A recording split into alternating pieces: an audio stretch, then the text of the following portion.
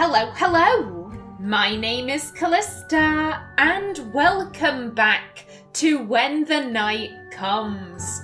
In the last episode, we finished Chapter 2, and we learned the name of our new ghost friend? I hope. They certainly don't seem to mean us any harm. Their name was James, as they said, and apparently we are waking up to someone banging quite fiercely on our door. I open my eyes to the incessant sound of fists banging on my door. My head is still pounding, a fuzzy haze settling over me as I drag myself from the relative comfort of my bed and attempt to ignore the ache that has made itself at home behind my eyeballs. I blink once, twice, and... shit. It's dark? Oh my god, how long have you been asleep, Camille? Surely I slept for more than a few hours. You better hope you're dead in a bloody ditch somewhere. Oh, August. Oh god, oh, did we miss a meeting? Is August gonna kill us now? Fuck. Hunter Abeline, if you don't open this door in the next 5 seconds, then you'll have to pay for a new one. I grimace, thinking that might actually be the preferred option right now. Did I really sleep for a whole day? Well, at least my death will be at the hands of something other than a ghastly creature, I suppose. Small victories. I look out of the window, and it's most definitely past sundown. Lunaris is covered in snow, a pristine blanket of perfect white glistening in the moonlight. There are more people in the street than I've seen the whole time I've been in Lunaris, and they're hanging brightly coloured bunting from between the crooked little houses. I have things to do. Important things. I can hear you in there, you know. Camille, how loud is your breathing? What are you doing in that room, Camille? The thought of opening the door and seeing August ready to tear my head off is less than appealing, especially when I probably look like I've been dragged through a fey nest and left for dead. I gather my wits and shout as cheerily as I can muster. I'll be down in 5 minutes! I hear a series of incoherent mumbles from the other side of the door, followed by a clack of heels as they walk away without much of a fight. That's unexpected.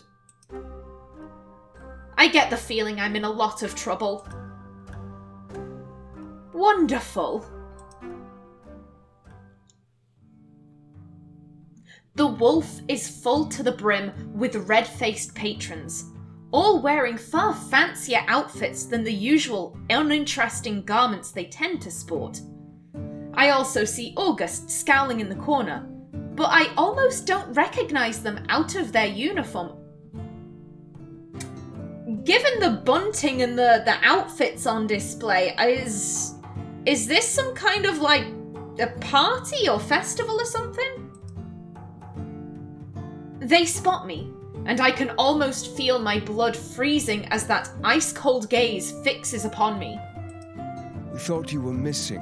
I almost had a search party sent out for you. They do care. Hey, we're gonna change the subject. You looking fine. I catch myself staring as August impatiently taps their foot, clearly waiting for an apology. They look different, more relaxed, and far more approachable. It certainly doesn't help my growing infatuation with them. You look different. Amazing, actually. Their foot stills, a dark brow raising in what I'm hoping is interest. Keep your fingers crossed, Camille. I do. Hey! I smile, biting my lip to prevent it from growing as wide as I'd like it to. Yes, you do. You have impeccable taste, General. Thank you, Camille. It's hard to find a decent tailor in these parts, so They halt their words, narrowing their gaze, apparently suddenly suspicious of my curiosity. Oh, August, it's not like that. It's not like that at all. We're not trying to get out of a tongue lashing. We might be trying to get into a tongue lash. Oh, I'm so sorry.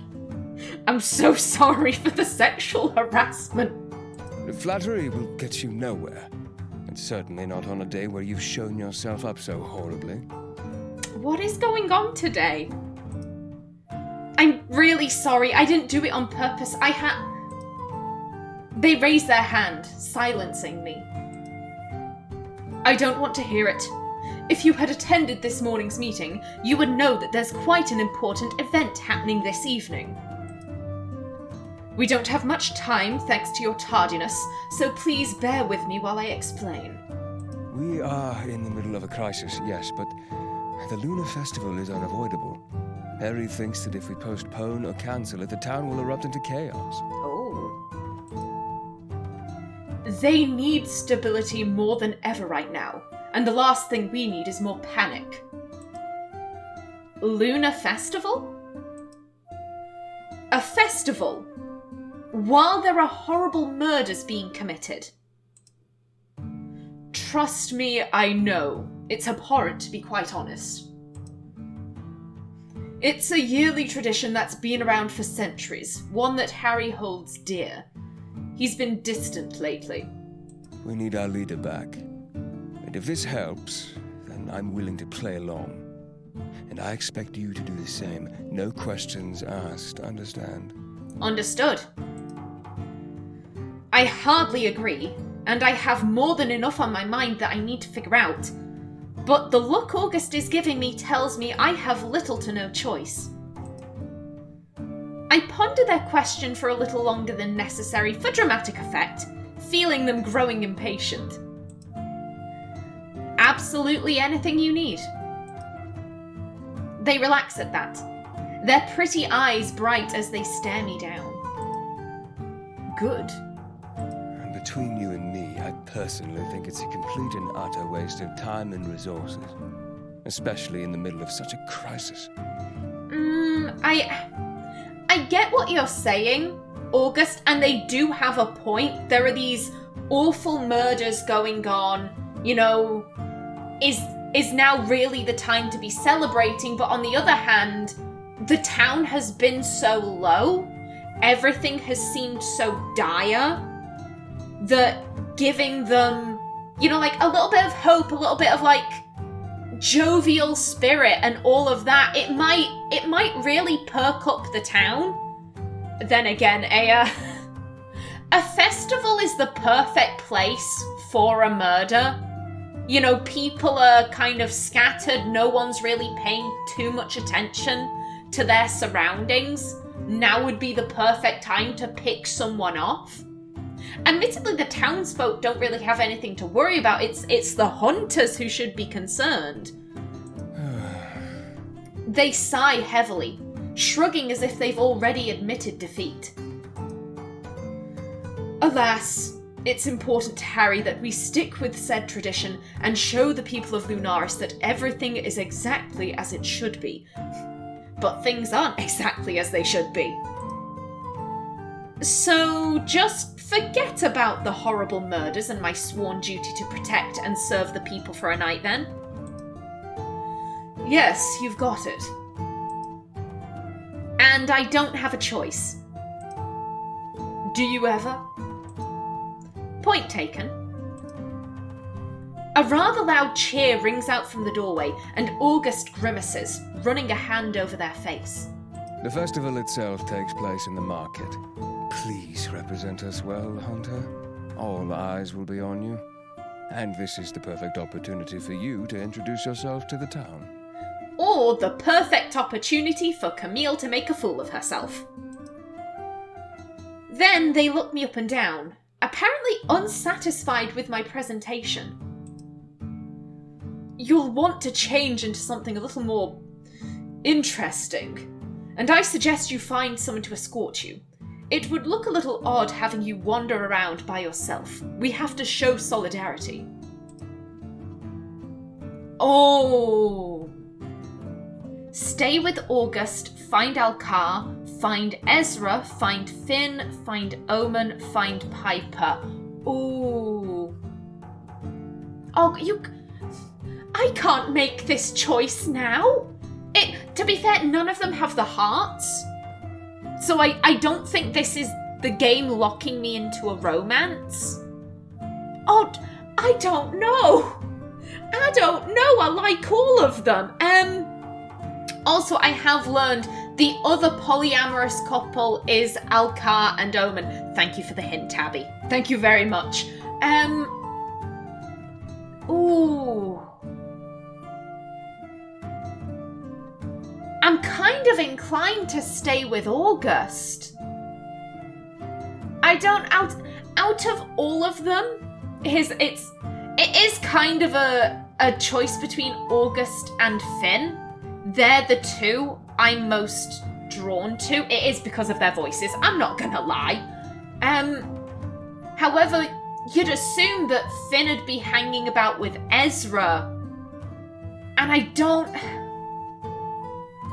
I really like that they included they included two polyamorous couples. Let me not do them an injustice.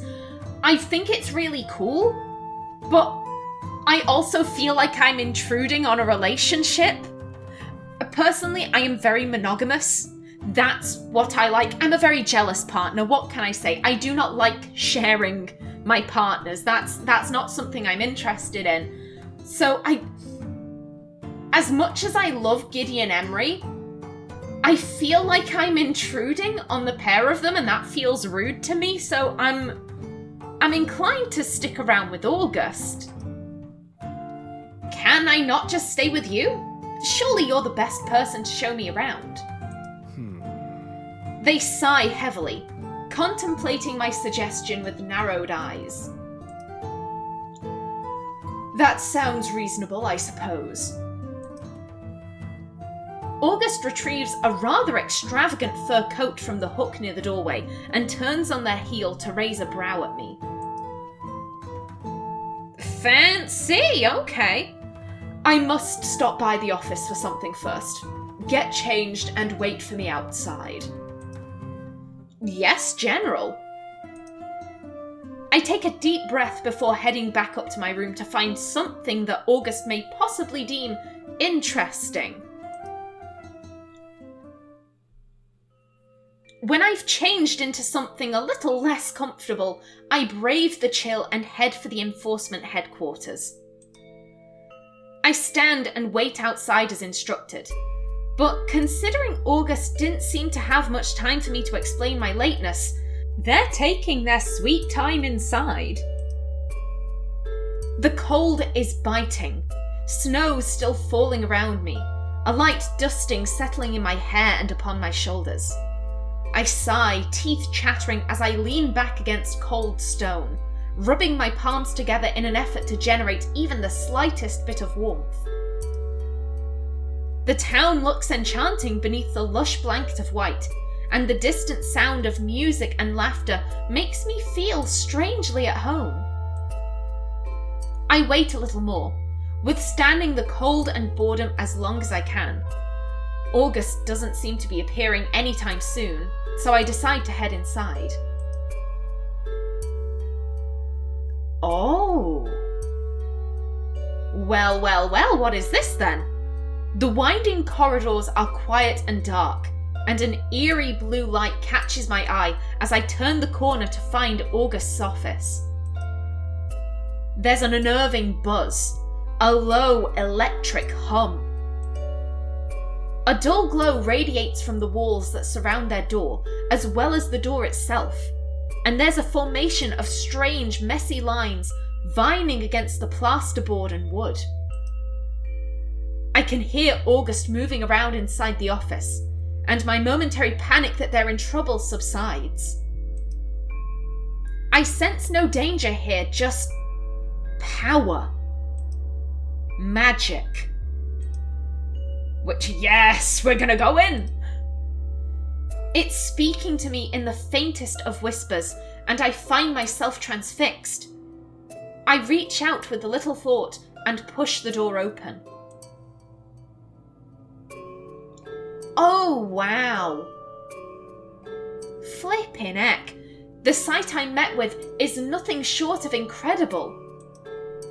The walls are glowing brightly, luminous veins of magic pulsing with life, coating every possible surface, and August sits at their desk, toying with the ends of their silvering hair. They appear to be lost in quiet thought until the click of the door closing behind me startles them. They stand quickly, a look of both shock and slight embarrassment on their face. What are you doing here? I asked you to wait. Well, we're a curious beast. They open their mouth to protest further, but they pause and watch me as I take in my surroundings.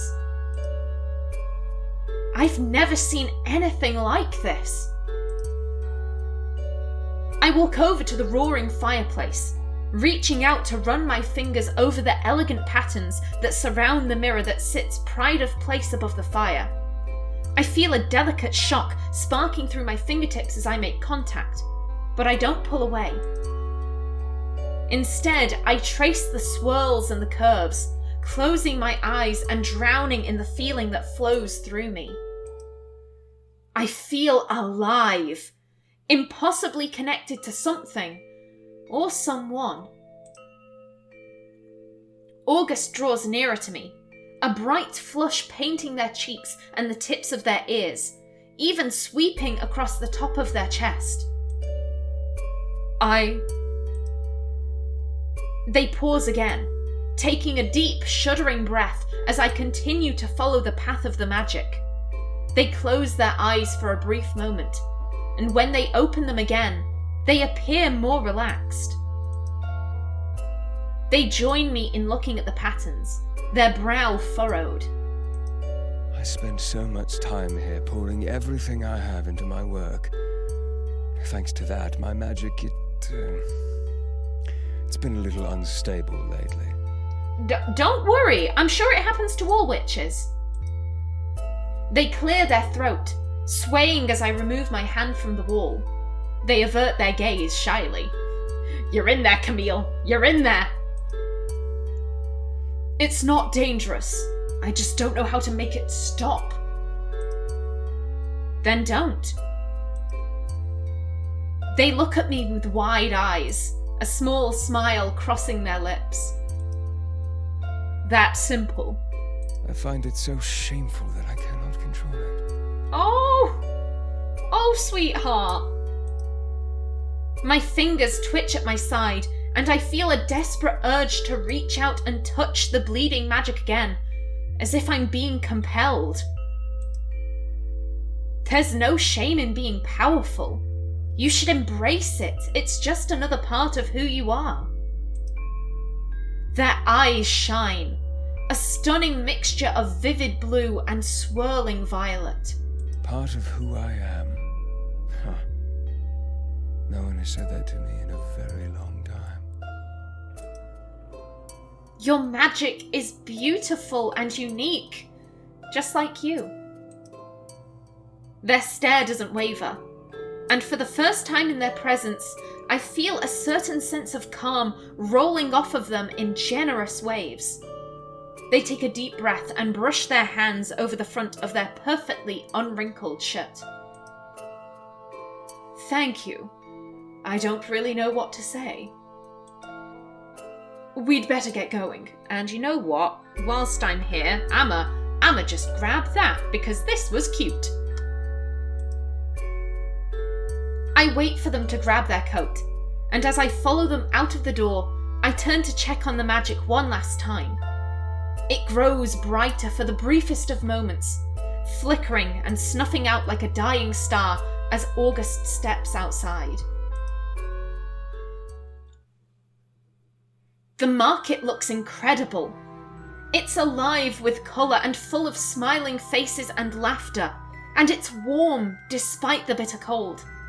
I feel my worries and apprehension washing away, even if only for a moment. If I'm going to be forced to do this, I might as well enjoy it. August stays close to me, though apparently they're still quite unsatisfied that they have to be here. Ugh, isn't this awful? Everyone is so happy going about their evening as if our people aren't being slaughtered. I love that. I love how they're just like, everyone's so happy, I despise this. Oh, August. I quirk my brow at them, stifling a smile. So, General, tell me, what would you be doing right now if there was no investigation, no festival? What does a night off look like to Enforcer Willenheim? They don't hesitate to respond, staring dreamily into the distance. I'd be curled up at home in front of my fire, reading a good book and nursing a glass of the finest wine. The perfect evening. I'm not gonna lie, that does sound pretty good. I'd swap out the wine.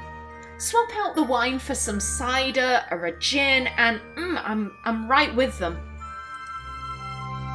They stare at me with narrowed eyes, suddenly suspicious. Why? We are gonna keep on this train. We are gonna keep on flirting. I'm just interested to know what vices you have, if any. Vices? Oh my! That laugh! Ooh! Calm down, Callista, don't... Oh, I become so thirsty when I play this, and I live for it. I have plenty of those, most of which would be none of your business. Boo!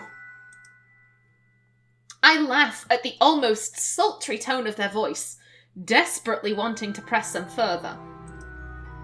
Come on, General. Indulge me. Tell me just one.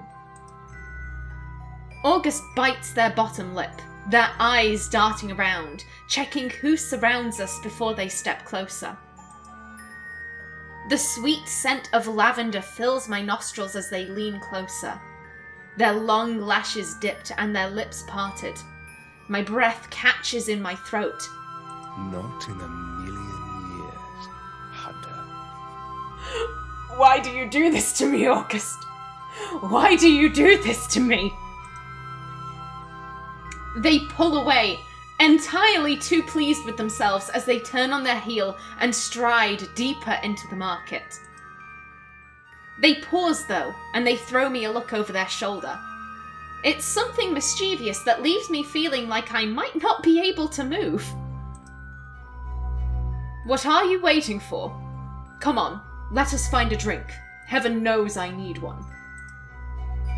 I follow them dutifully, taking in the sights and sounds, the rich smells. There are stands selling decadent pastries and chocolates, and others selling potions and trinkets. I see a few familiar faces, but one stands out above all the rest. Ezra, hello! Gus, Camille, how wonderful American accents, they give me such trouble. Let me try that again. Gus, Camille, how wonderful to see you enjoying the festival. I see August tense, their shoulders tight as they stop dead in their tracks at the sound of his musical voice. Ezra? How are you? August remains tense, their words cut, and any ounce of calm that had settled over them has swiftly turned to ash. Yes, good. You? I'm wonderful. It's good to see you. You look better. I think back to the first time I saw these two together in Ezra's shop. August looked awful, tired and drawn, basically on the precipice of passing out. They avert their gaze from it. Why am I having trouble speaking? Seriously, why? What? I'm thirsty. Clearly that's it. Clearly my throat is giving out. Bear with me.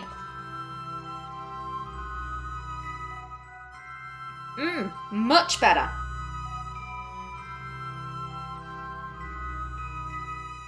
There we go, rightio. They avert their gaze from his earnest emerald eyes. Yes, I feel better. Thank you.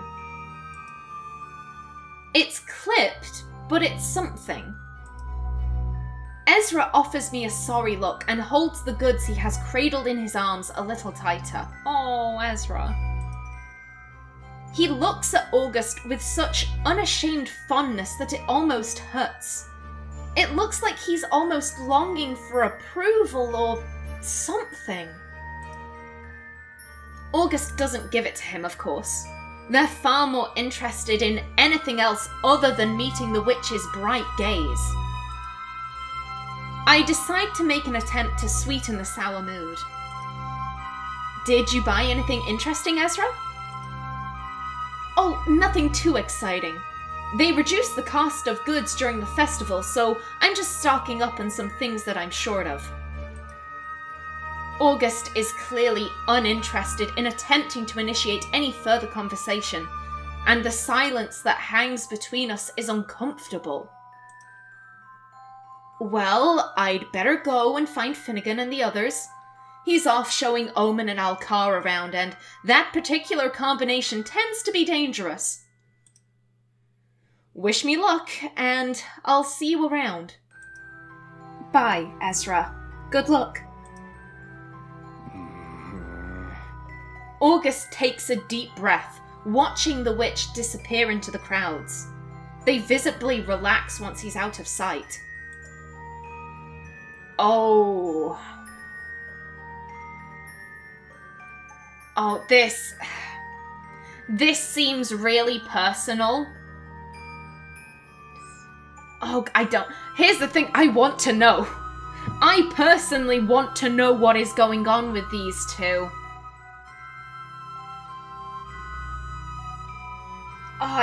It's rude to pry, and they are our boss.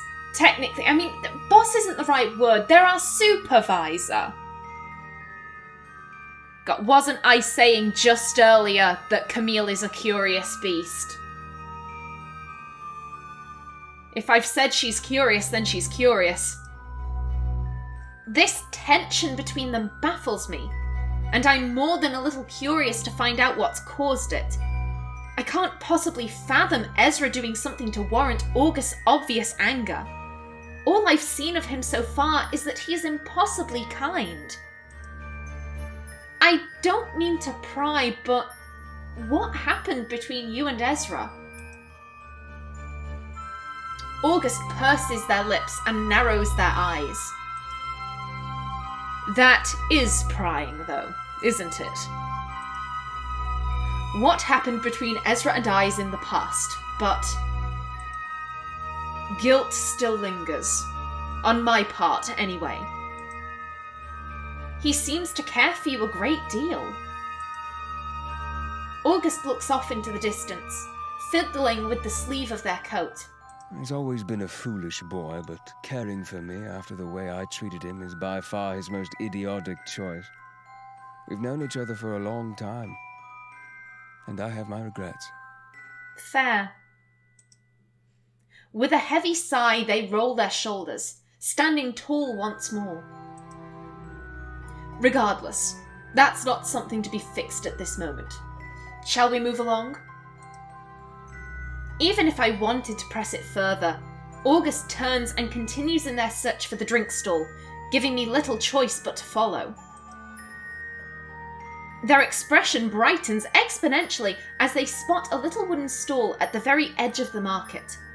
The rich scent of cinnamon and cloves lingering in the air. The merchant smiles, eagerly waving us over. This is some random guy. I don't have a random guy voice. General Willenheim, a pleasure as always. Who's your friend?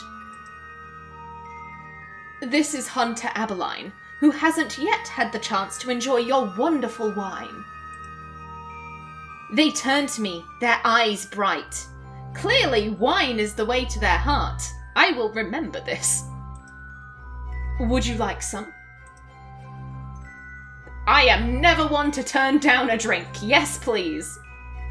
I'd love to. August's smile widens and they turn to offer the bald man their coin. Enjoy the fireworks! We bid him farewell and August eagerly hands me the steaming cup, a slice of orange and a stick of cinnamon decorating the rim. Ooh! That does sound nice. That sounds really nice. Now we can finally enjoy this wretched festival. Oh, August, please try and cheer up. I bring the cup to my lips and take a sip.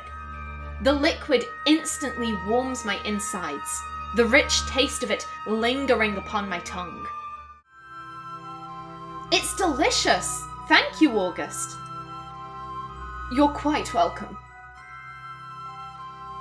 We cradle our cups, the warmth thawing our frozen fingers as we continue to wander through the market. The festival is in full swing by now. A band plays near the docks, people dancing and singing, and a rather large crowd begins to gather near where I assume the firework display will take place. I spot Ezra trying, and apparently failing, to teach Finn the simplest of dance steps. He seems to be gaining some sore toes in the process, and I've never seen a vampire be so inelegant. Omen and Alcar sit on a bench at the edge of the beach, sharing a bag of what looks like chocolate. Alcar shields it with his cloak and offers a firm scowl each time Ezra glances over to check on them. I smile, finding myself warming to this strange little town and its odd inhabitants more and more by the day. The people aren't bothered by their presence? I nod towards Ezra and his company. Sometimes. Finnegan is harmless until he's not, but he's been a valuable ally to us, and Harry respects him deeply. He offered assistance with some particularly nasty cases back in the day, specifically with the elimination of Leviathan Casimir. Leviathan Casimir, what a name! I know that name. Do you, Camille? I should imagine you do. He wreaked havoc across both Aclea and Ascria for centuries. And Finn was in his clan? Finn was his. Levi sired him. Interesting. Finn did kind of say as much. He said that... I can't remember if he said he had been sired by a tyrant, or if he just said that he was in a clan with a tyrant, but still, oof. I let my gaze wander to the vampire, wondering how someone with such a nefarious sire could have turned out like him. I like to believe that he's changed, that he merely went along with Levi to survive. He's given me no reason to doubt him, at least. I look at Alcar, remembering how the townsfolk responded to him in the tavern. And what of the Lycan? They were quite hostile towards him at the Wolf the first time I met him. We've got our eye on him, but he behaves when he's around Ezra. People feel more at ease seeing them together, I think. Plus, Piper keeps him in check. And where is Piper? We haven't seen hide nor hair of her. I nod, watching the gentle way Alcar interacts with Omen. Is Piper here? Very good question, Camille. I told her she had to be, so I would hope so. She's on duty, acting as guard. No night off for her, then? Piper doesn't do nights off, or days off for that matter. She has her flaws, but her work ethic is admirable. By some weird coincidence, I see her heading towards us. Speak of the devil. Speak of the devil and he shall appear. She waves at me with a smile, but it fades when she sees who I'm with. Oi, oi. What do we have here, hmm? It's not what you think. It could be what you think, I don't know. August sighs, their eyes practically rolling out of their skull. Aren't you supposed to be working, Piper? Not disturbing us? Oh, us now, is it? Are we not a team, August? August mutters something under their breath that sounds a lot like a curse. Busy night? Any trouble? She manages to tear her death glare away from August, reluctantly. It's boring is what it is. You couldn't have allocated one of your juniors to man the festival, General. And why would I do that when I know it annoys you so much? I love how sassy August is. I love their sass. Plus, there are juniors here, as you know. I did place you in charge of this event. Is that not satisfactory? Now it's Piper rolling her eyes, a condescending smile crossing her lips. To add insult to injury, she places her clenched fist to her chest in a salute I haven't seen since training school. Oh, thank you, Major General. I couldn't be more honored. She laughs as she relaxes the salute, an undignified snort that I can't help but smile at. I can practically feel the annoyance rolling off of August, but they somehow keep their cool. Very clever, Merriman. I hear our names being called, and a familiar and unmissable figure emerges from the crowd. Shit. At the sound of his voice, Piper grimaces. Well, as much as I'd love to stick around and listen to you and Harry kiss each other's arses. See you around, Camille.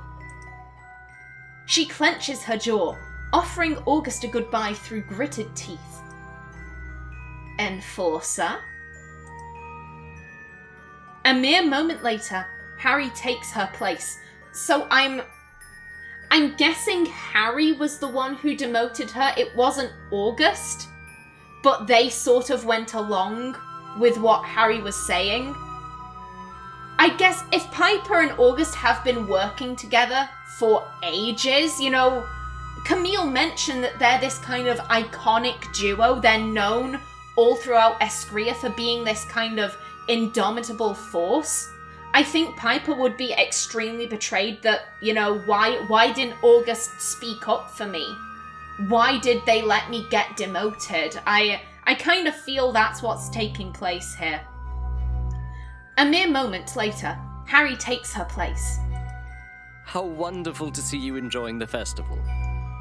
Ah, I see you've been convinced to try that awful drink that Augustus seems to like so much. You're far braver than I. It's wine with cinnamon and orange. That sounds lovely. Unless it's white wine, that would be an odd combination. He offers me a wink, his eyes sparkling. How are you, Harry? August looks at him with obvious fondness, but there's concern in their gaze. Glad to have a night to feel normal again, however fleeting that might be. I trust you're having a good evening together. Oh god, this feels weird. We're flirting with August in front of our boss. Fuck it, Camille's gonna do it, but it feels kinda weird to me personally. My gaze darts to August, a warmth blooming in my chest as they smile at me. I have the best company, so it's hard not to enjoy myself. Harry notices our exchanged glances, and I see his smile widen exponentially. I couldn't agree more. Augustus is quite special. August rolls their eyes, but their cheeks turn a brilliant red. Stop teasing me. Never! You're adorable! I can assure you I'm not teasing. I mean it wholeheartedly. Stop being so stubborn and accept some praise for once. August stares at me, and it almost feels like Harry isn't here. Like it's just the two of us. I'll try. Anyway, Sorry for the flying visit, but I'd better get going. I have a speech to give. You two take care now, okay? I'll see you in the morning. I hope so. I hope so. Hopefully Camille doesn't get murdered. Harry's smile twists into something more playful, and he gives me a pointed look. Oh God. It wasn't Camille's fault. It was James's. We're gonna blame the ghost. It was James's fault. They knocked us out. I trust you'll actually be joining us this time, Camille. I apologize. It won't happen again. Don't make promises you can't keep, girl. I have a good explanation, though. One that I look forward to discussing with you both. We'll see about that. God, it's not a good explanation. Ghost shenanigans is never a good explanation. Harry scoffs, amused by August's attitude. I'm sure you do. Now farewell both. Enjoy the fireworks. So, these fireworks are apparently quite prolific. August's face twists into an unamused expression. I imagine you'll be thoroughly disappointed. Unless he's wrangled some of the witches to enhance the show, that is. Actually, we'd better go and find a spot.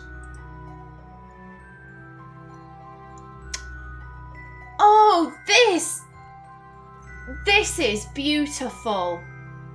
This is really beautiful. I haven't really commented on the art that much. I've been enjoying it, but this screen right here is, I think it's my favorite one I've seen so far. We find a seat near the edge of the crowded beach, and the area falls deathly silent as Harry makes his speech.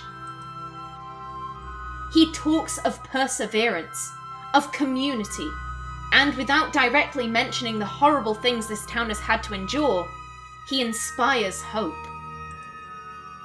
I look at August, but their expression is unreadable as they stare out at the blackened ocean.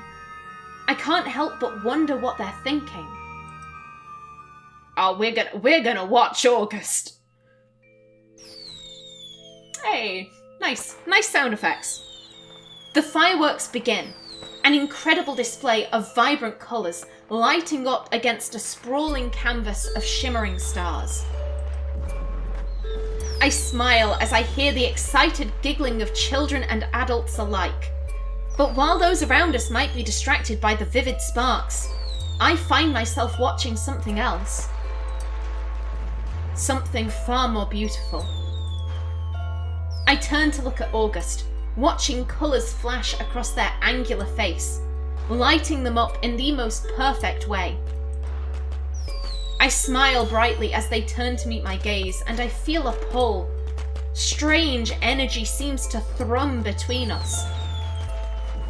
They smile at me in return, and everything else fades away. No fireworks could ever be quite as breathtaking as August. Not even close. The air grows thick with smoke as the impressive display comes to a quick end, and loud applause breaks out amongst the crowd. I find myself unconsciously shifting closer to August. I see their fingers twitching where they rest between us. Our gazes still locked as I move my own hand closer to reach out. Then, somewhere in the distance rings out a terrible and gut-wrenching scream. What did I say? What did I say? Someone was gonna get picked off. Oh God. We have this beautiful image. Someone's being murdered. It's fine. It's all good.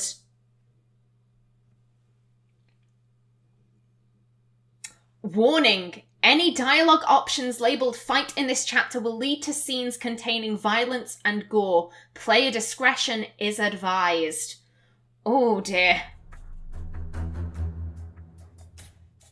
Okay, so that's the end of chapter 3. Okay, I wasn't expecting it to be so short. In that case, this episode will be a bit longer.